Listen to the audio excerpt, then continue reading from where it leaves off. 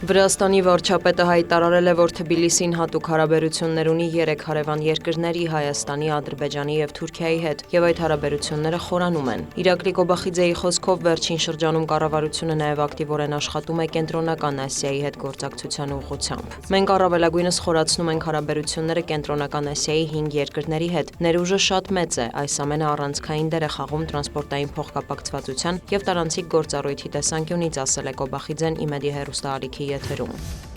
Ռոսսելխոզնadzորը սահմանափակել է թուրքական 5 արտահանողից կորիզավոր մրգերի ներմուծումը Ռուսաստան։ Նշվում է, որ սա ժամանակավոր միջոցառում է։ Որոշման մեջ նշված է, որ Թուրքիայից Ռուսաստան ներմուծվող կորիզավոր մրգերի խմբաքանակներում պարբերաբար հայտնաբերվել են ԵԱՏՄ անդամ պետությունների համար կարանտինային համարվող վնասակար տարրեր, ասված է Ռոսսելխոզնadzորի հաղորդագրության մեջ։ Անկարան դեռ չի արձագանքել այս որոշմանը։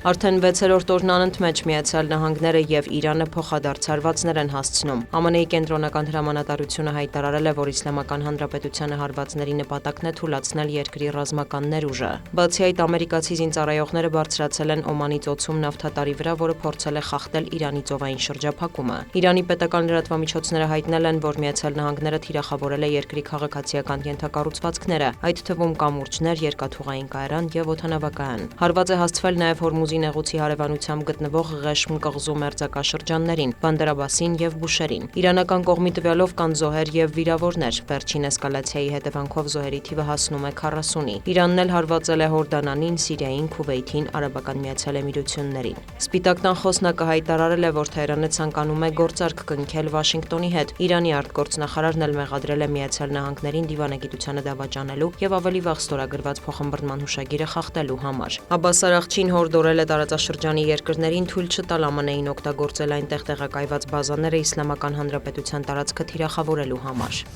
ԱՄՆ-ում նոյեմբերին նախատեսված կոնգրեսի միջանկյալ ընտրություններին ընդառաջ Դոնալդ Թրամփը հայտարարել է ամերիկյան ընտրական համակարգի խոցելիության մասին։ ԱՄՆ նախագահը նշել է, որ Չինաստանն ապօրինաբար հասանելիություն է ստացել ամերիկացի 220 միլիոն ընտրողի տվյալների եւ փորձել է խանգարել իր վերընտրվելուն, սակայն հատուկ ծառայություններում այսպես կոչված խորքային պետության ներկայացուցիչները թաքցրել են այդ տեղեկությունը։ Նա պնդել է, որ Պեկինը փորձել է ազդել նաեւ 2020 թվականի ընտրությունների արդյունքների վրա։ Մեր երկրին հսկայական վնաս է հասցվել, մեր ընտրությունները խոցելի են, իսկ ամերիկացի ժողովրդի վստահությունը խարխլվել է, այսպես շարունակվել չի կարող, հավելել է Սպիտակ տան ղեկավարը։ Անվտանգային ճգնաժամը հաղթահարելու նպատակով նա կոչ է արել ընդունել օրինագիծ, որը պարտավորեցնում է ընտրողներին ընտրատեղամասերում հաստատել իրենց ինքնությունը եւ քաղաքացիությունը։ ԱՄՆ-ի հակառակորդները, այդ թվում առնվազն Ռուսաստանը, Չինաստանը, Իրանը եւ Հյուսիսային Կորեան, ունեն ԱՄՆ-ի ընտրական ենթակառուցվածքին վնաս հասցնելու հնարավորություններ, հայտարարել է Սպիտակ տան ղեկավարը։ Իր պնդումները հիմնավորելու համար Թրամփը հրապարակել է մի շարք գաղտնազերծված փաստաթղթեր, սակայն ըստ New York Times-ի գնահատականի դրանք որևէ էական նոր տեղեկություն չեն պարունակում։ Չինաստանը հերքել է ԱՄՆ ընտրություններին միջամտելու մեղադրանքները, շեշտելով, որ ընտրություններն ամեն երկրի ներքին գործն են։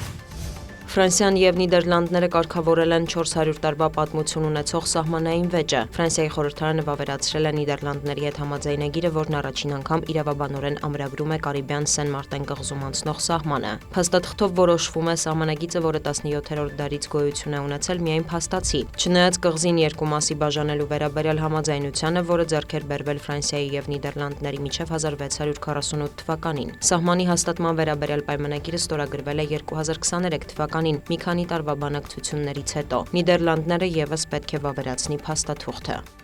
Դիանա Գասպարյան, լուրեր։